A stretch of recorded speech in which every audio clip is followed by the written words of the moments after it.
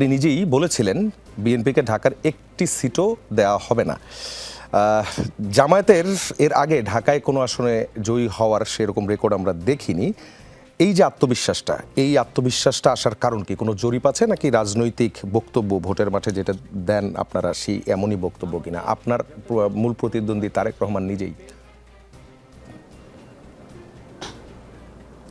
হ্যাঁ, আমাদের ঢাকাতে যে জরিপ আছে সবগুলো আসনেই আমরা এগিয়ে আছি, আমাদের যে জরিপ। এবং আপনারা দেখেছেন যে যে বিভিন্ন ইউনিভার্সিটিগুলোতে ইলেকশন হয়েছে, বর্তমান জেনারেশন এই অত্যাচার থেকে মুক্তি চায়। আপনি আগে টিআইবির যে রিপোর্টটা বললেন, নিউ জেনারেশন এখন জাতিকে একটি গঠনমূলক আচরণ এবং রাজনীতি দেখতে চায়। কিন্তু গেল 17 মাসে আমাদের বিরোধী পক্ষ জাতিকে যা দেখিয়েছে, সেসব ফ্যাসিস্ট সরকার হার মেনেছে এবং আমাদের জেনজি 5টি ইউনিভার্সিটিতে তাদের সেই যে তাদের যে মত দিয়ে দিয়েছে অলরেডি। আগামী ইলেকশনে এরকমভাবেই তারা হারবে এবং জাতি তাদেরকে বয়কট করবে। তারা জনবিচ্ছিন্ন হয়ে গেছে, এটা তার বাস্তব প্রমাণ। জনবিচ্ছিন্ন হয়ে তারা এক সামনাসামনি না করে নির্বাচন আর হচ্ছে এই যে আসন, ঢাকার আসনগুলো, এগুলো কিভাবে আসলে একীভূত করছেন? এটা তো ওইটার জরিপ তো আর এটা হইতে পারে না। এই যে ঢাকায় যারা ইলেকশন, হ্যাঁ জরিপ তো অবশ্যই আমাদের আছে, আমরা জরিপ থেকেই তো বলছি। যারা ইউনিভার্সিটিগুলোতে শুধু তোর বাংলা, এই যে শাহজালাল ইউনিভার্সিটি, সেখানেও তো তারা নির্বাচন করতে পারে নাই, চাই নাই। জাহাঙ্গীরনগর ইউনিভার্সিটি, যেখানে জামাত জীবনও চিন্তা, জগন্নাথের মতো জায়গায় যেখানে সে তারেক জিয়া নিজে ইনভলভ হয়েছে, কিন্তু তাদেরকে জাতি ঘৃণা ভরে প্রত্যাখ্যান করেছে। কারণ তাদের যে অত্যাচারের সীমা, এটা সকল সীমাকে ক্রস করে গেছে। এবং একইভাবে ব্যালট বিপ্লবের নীরব বিপ্লব হবে আগামী যে ইলেকশনগুলোতে হবে। জাতি তাদেরকে ঘৃণা ভরে প্রত্যাখ্যান করবে, শুধু প্রস্তুত হয়ে আছে নির্বাচনটা আসুক।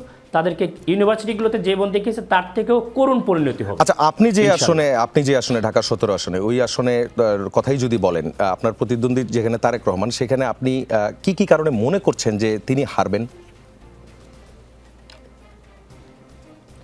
আমি আপনার কাছে উল্টাভাবেই কোশ্চেন করব যে কি কি কারণে আমার জেতার কথা না। বর্তমান জেনারেশন শুধু যে দল বা দলের প্রতীক দেখে মানুষকে ভোট দেয় তা না, তার নিজস্ব যোগ্যতা এবং তার একাডেমিক, তার প্রফেশনাল, এই জিনিসগুলো তাকে এক্সিলেন্সি দেখাতে হবে, তার প্রিভিয়াস এক্সপিরিয়েন্স দেখাতে হবে।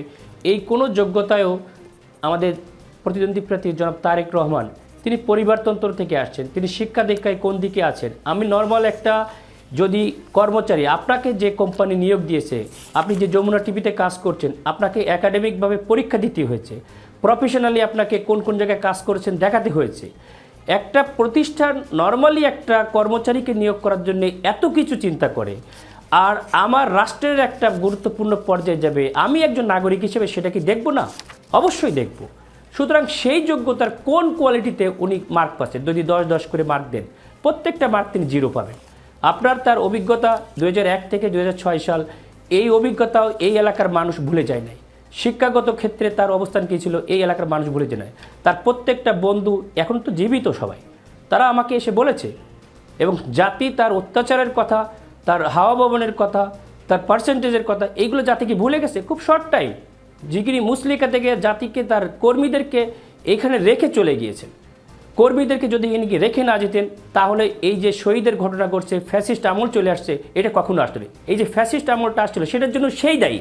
সে যদি এখানে থাকতো, শেখ হাসিনা তাকে মেরে ফেলতে সাহস পেত না। আচ্ছা, আপনি যদি এক কথায় যদি একটা উত্তর দেন, সেটি হচ্ছে তারেক রহমান তিনি নিজের কারণে হারবেন নাকি আপনি বেশি যোগ্য এই জন্য তিনি হারবেন? এটা সিমুলটেনিয়াসলি, মানুষ যেমন আমেরিকার মতো জায়গায় মামদানি পাশ করেছে, তিনি কোনো দল থেকে কিন্তু এরকম পাশ করে নাই, বিগ রানিং তাকে করছে।